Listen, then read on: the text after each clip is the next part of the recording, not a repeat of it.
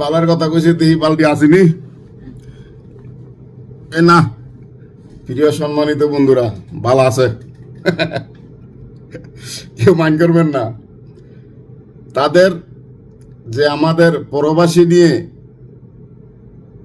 কটূক্তি করছে, এই হচ্ছে সেই ইমরানের স্ত্রী যিনি বউ দিয়ে অনলাইনে ব্যবসা করে। তো সেখান থেকে আমাদের এক প্রতিবাদী ভাই দেখেন তাকে এমন বাসটাই দিছে।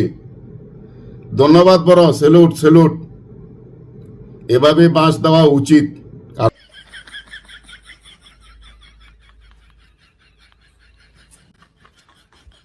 বাল এখনো আমার জ্বালাই নাই।